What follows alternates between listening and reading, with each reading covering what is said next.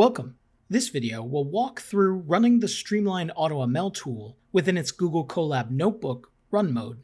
This run mode is best for running the STREAMLINE demonstration on the included demo data, as well as for users with no coding experience, users that want the quickest and easiest approach to running STREAMLINE, users that don't have access to a fairly powerful computer or compute cluster, and for users applying STREAMLINE to smaller scale analyses using the limited free Google Cloud resources. For example, analyses on smaller datasets, involving a smaller number of total datasets, analyses using simpler or quicker modeling algorithms, and analyses applying fewer modeling algorithms at once. The advantages of this run mode is that it requires no coding or computer environment setup experience, and this mode automatically installs and uses the most recent version of STREAMLINE from GitHub. Also, computing can be performed directly on Google Cloud from anywhere, including your phone. It also offers a one-click run of the whole pipeline across all phases, offers in-notebook viewing of results, and the ability to save the run notebook as documentation of the analysis. And it allows easy customizability of nearly all aspects of the pipeline with minimal coding or environment experience. As disadvantages, this run mode can only run the pipeline serially without parallelization, and ultimately this represents the slowest of the STREAMLINE run modes. Furthermore, it's limited by Google Cloud computing allowances, which may only be appropriate for smaller analyses. Regarding installation, this STREAMLINE run mode is ready to run, with no installation required. All that's needed is a free Google account.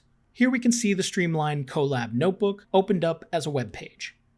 In order to run the demo of STREAMLINE in Google Colab, begin by navigating to this link, which can also be reached through our STREAMLINE GitHub page, or by scanning the QR code on the screen. Next, open the Runtime menu and select Run All. This will automatically run all code cells of the notebook, or in other words all phases of STREAMLINE, on the included HCC demonstration datasets. When first opened, this Colab notebook is set up to run a limited analysis applying all 9 phases of the pipeline. This will include threefold cross-validation, using only 3 of the faster machine learning modeling algorithms, and applying it to the 2 demo target datasets, as well as a replication dataset that pairs with the custom HCC target dataset. This demo should take about 6 to 7 minutes to run within Google Colab. Once run, the notebook will do the following automatically: reserve a limited amount of free memory and disk space on Google Cloud, load the most recent STREAMLINE repository into memory from GitHub, where this release version of STREAMLINE is also automatically indicated on the summary PDF reports it generates. Next, the notebook will automatically install other necessary Python packages within the Google Colab environment. Then the entirety of STREAMLINE will be run on the demonstration datasets, after which the notebook will automatically download the PDF testing evaluation and replication evaluation. Of note, Google will ask for user permission to download these files the first time you use the notebook. And lastly, a zipped experiment folder with all STREAMLINE output files for this analysis will be downloaded to your local computer. To run this Colab notebook on your own data, 2 notebook mode options are available for users. The Easy Run mode is best for beginners and those who want to be prompted to enter essential run parameters, but expect to leave other STREAMLINE parameters to their default values. The Manual Run mode is best for those comfortable with using or editing folder path names and notebook code cells. Of note, be aware that some parameter names used in the notebooks are slightly different from those used in the command line interface run modes. So let's take a look at running your data in this Colab notebook using the Easy Run mode. First, start by opening up the Google Colab Notebook link. If you're having trouble finding it, head to the URBS-Lab GitHub page, open up the STREAMLINE repository, scroll down a bit, and click this link here. As mentioned, this notebook is ready to run on the demonstration data just by clicking Runtime and Run All. But we'll have to make one minor change to the notebook to be able to run it on our own data. You can find instructions for running this notebook in the different modes here at the top. Just below that, there's a section for STREAMLINE run parameters. The one change we're going to need to make to run our own data in Easy mode is to change demo run from true to false. For the purposes of this walkthrough, I'm just going to use the same demo data that I've also saved here on my desktop. Before running, you can optionally change some of the other run parameters below, which have been organized into different sections based on the run phase.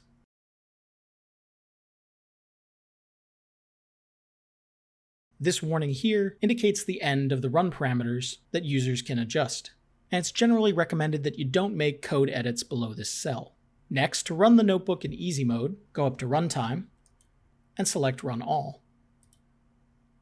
At this point, we're going to be prompted to enter some of the essential run parameters. First, enter the unique experiment name. Next, we're going to choose the target dataset files.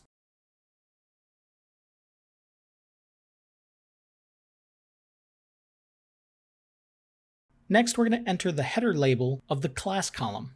If you're not sure what this is, open up your dataset and find the correct column. Here we've opened up one of our target datasets, which I know has the class column with the label class.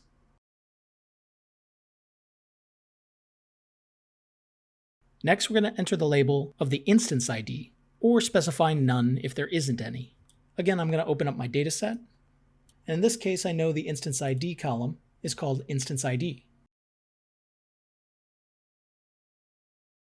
Next, we're asked for the header label of the match column, or to otherwise specify none. Going back to the dataset, I already know that this dataset does not include a match label, so I'm going to type none. Next, we're asked if any replication data is available, and for this demo we do have a replication dataset, so I'll type true. At this point, I'm going to choose that replication dataset.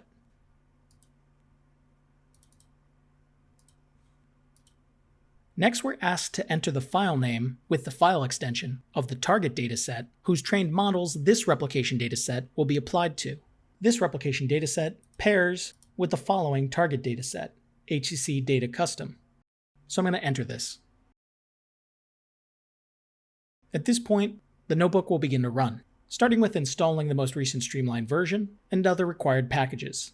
Next, it'll run the data processing phase, and we can see some outputs starting to appear. Next, Phase 2 scaling and imputation will run.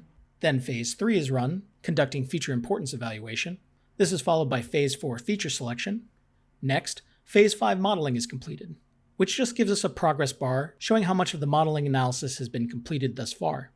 Next, Phase 6 statistics summary and figure generation is completed, yielding a wide variety of figures automatically generated by Streamline. This is followed by Phase 7 dataset comparison, followed by Phase 8 replication, and finally we get to Phase 9 summary report generation. Once completed, you'll get a confirmation request to download the Streamline output files to your computer. Just click Allow, and we see that we've downloaded our zipped experiment folder called My Experiment and the 2 PDF summary reports, one for the testing evaluation and the other for the replication evaluation. Let's take a quick look at the PDF reports that were generated. This first report is for the testing data evaluation, covering phases 1 through 7. The first page of the report documents the run parameter settings for this Streamline evaluation. Notice at the bottom of the page, we have the version of the Streamline code that was run. The second page presents the univariate analyses of each dataset. Then we have pages for each dataset, describing the data processing summary, some exploratory data analysis figures, and key modeling results. Next, we have a page that summarizes average model prediction statistics across all the algorithms run, and another that captures median model prediction statistics. Then we have pages for each dataset describing feature importance summaries, including bar plots of mutual information and multi-surf estimates, and our composite feature importance plot. Next, we have a page that shows the comparison of machine learning performance across datasets, as well as a page that gives a brief summary of some of the statistical significance comparisons, and finally a page that presents pipeline runtime summaries, broken down by phase and machine learning modeling algorithm runtimes. In the replication data evaluation report, we'll find a pretty similar format. And lastly, let's take a look at running your data in this Colab Notebook using the manual run mode. Again, begin by opening up the Streamline Google Colab Notebook. We'll start by going down to the Streamline run parameters, and again making sure that demo run is false, as well as use data prompt is false. This tells the notebook first that we're not running the built-in demonstration data, and that second, we don't want to use the easy mode that prompts the user for essential run parameters. Next, we're going to need to load our datasets into Google Colab. For this, navigate to the left side of the Colab window and click on Files. Next, you're going to add a folder for your target dataset or datasets, as well as a folder or folders for any replication data you might have for one or more target datasets.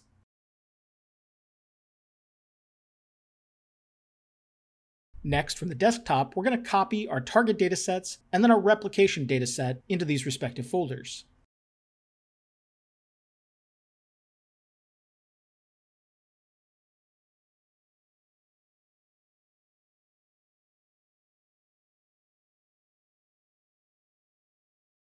Next, we're going to go down to this Target Data Run Parameters Phase 1 section of the notebook, where we're going to edit our run parameters within this code cell. First, we have data path, which in this case we named target data. Then we're going to edit our output path, which is a folder that hasn't been created here yet, so we'll just leave it at user output.